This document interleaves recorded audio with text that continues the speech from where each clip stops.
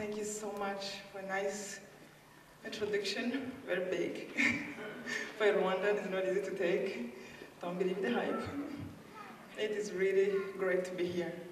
But the most beautiful thing is to see people who are not from Rwanda and Rwandans talking about the genocide in Rwanda, in support of learning the lessons from that, trying to understand. The truth is, what happened to Rwanda is not about Tutsi and Hutus. It's about a war between good and bad, between good and evil. And what happened to a country can happen anywhere, in any country. Many of you who visit Rwanda, you know it's a beautiful country. You see people loving each other, caring for each other. How that happened? That should make us wonder and truly learn the lesson of what happened to us.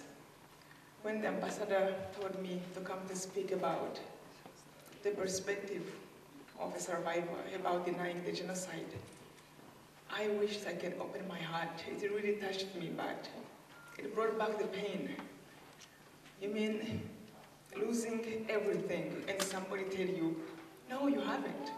There's nothing that happened to you. It's like pushing you underwater when you were trying to rise. It's really, as Chris mentioned, like killing you in body and then kill you in spirit. It is very painful. For survivors, it's a very wicked thing to hear.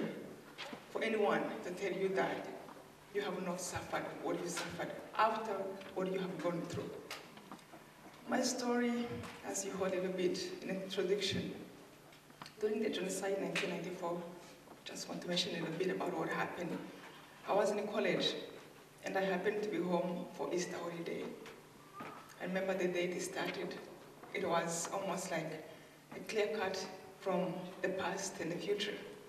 It was on 8 in the morning when we got to know that we have started to kill Tutsis. They were reporting already numbers of people were being killed. About a day after, we are still sitting outside. We don't know what is going on, but BBC was reporting people who were being killed. My parents asked me to go to hide to a neighbor who was from the other tribe, from the Hutu tribe.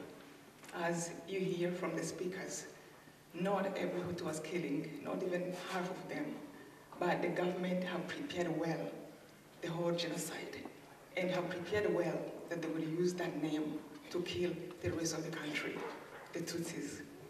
They sent me to hide to this man who was a pastor. He put me to sit in the bathroom, 3 by 4 feet. I remember when I met him first, I told him, my parents asked me to come here.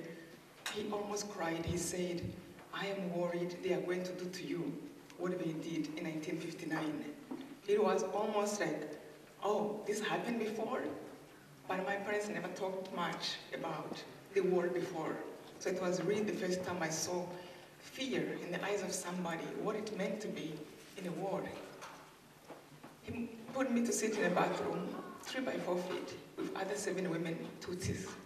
He told us not to speak to each other, not to make any noise, not even to flush the water of the bathroom, until somebody else flushes the water in the next bathroom.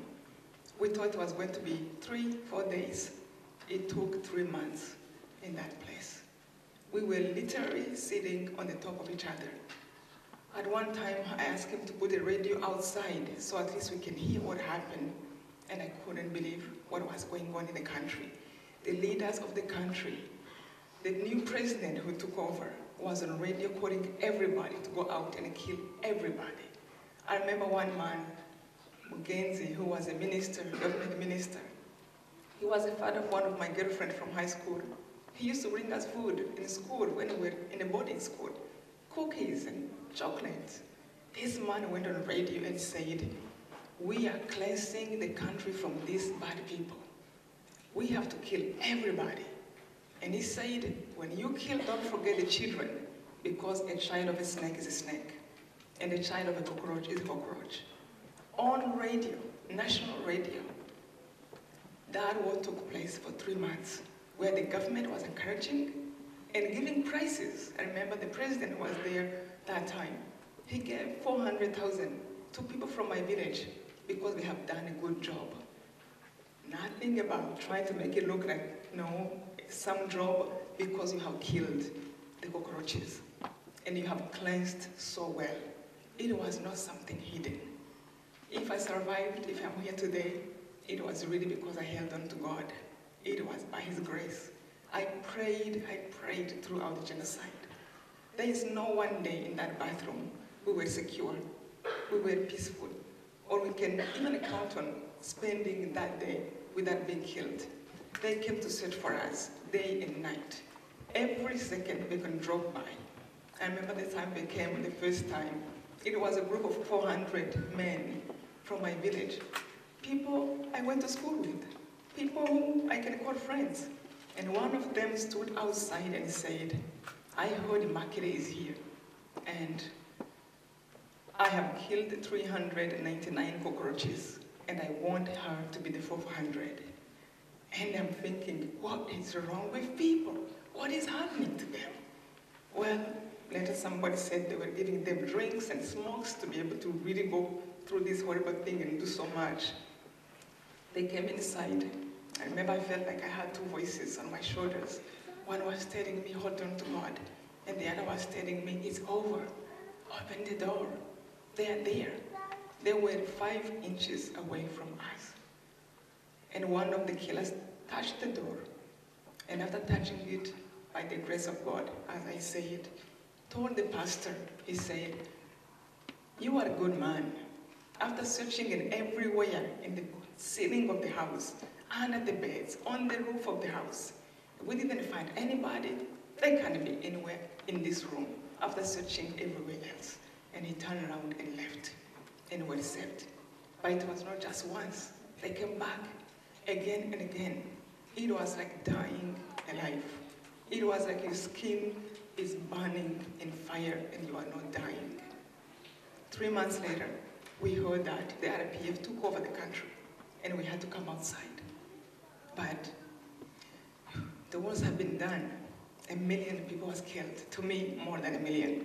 When you go to my village, you can walk minutes without finding 10 homes. Another 10 homes completely killed. Everyone was killed. Everybody was killed. The day we came out to live in a camp, my parents, among the 1 million that was killed, they were killed too. My mom and dad, 2 brothers, one who have just finished his master's degree, was also hiding. My grandma, my grandpa, aunts, uncles, neighbors, friends, best friends, everybody was gone. And the first time I heard from the UN discussing that maybe it's not a genocide, maybe it's just like some act, knowing the definition of a genocide is an attempt to eliminate a group of people. We know what that is. What does that mean? It didn't happen. What just happened to us? 3 months, locked in the bathroom. Every radio, not many was in the country, but reached every person in the country, was saying, find them where they are hiding. It is such a horrible thing to know that they can be in denial for a survivor. But even more, a horrible thing for you all who are supposed to learn from us, from what happened to our country. Denying a genocide is a trap of ignoring the true lessons. However, it is up each one of us to make a decision to know where we stand, on the side of love or the side of hatred, on the side of denying or the side of supporting and having compassion. That choice belongs to every human being, and we can choose what to do, especially to survivors who have suffered so much. I beg you, be strong. Be strong and not let nothing take away your peace. To the friends of Rwanda, I beg you, please, learn our history. Don't be on one side. Learn our history, but truly learn it and share the lessons with the world. They need it. We all need it. And we can be strong no matter what happened to us. I gave a little contribution. I read my book, Left to Tell. I never knew how to write a book, but I did it because of friends in the UN who used to tell me, how do you stand after what you have lived? And I will tell them, well, this is what happened to me. And somehow it gave them strength and hope to survive whatever they were going through. And that gave me the strength to write the book, to give it to them. If there is anything good that can happen after hearing this horrible story, any survivor can write. I am nothing special. Anyone, not even just survivors, those who are hearing us. But it doesn't matter, you don't have to write. You can comfort the one who is suffering. Like I said before, it is a war between evil and good, and it's still going on, and we must conquer it by standing on the side of love, as Mandela did, as Mother Teresa did. We must be the heroes of love. At least try for and dare to rise. I want to give this little gift to my great ambassador who stand up for our country and who stand up for truth. For him to give it to whoever is his choice. There are many people, especially in the politics, who don't know what it feels like to go through such a pain of being discriminated, to be killed, to want to be killed. Thank you so much for sharing my perspective about denying the genocide. Don't deny it. Have compassion, support one another, and love. That will conquer the genocide. Will conquer the bad and the evil of hatred that continue to kill throughout the world. Thank you so much.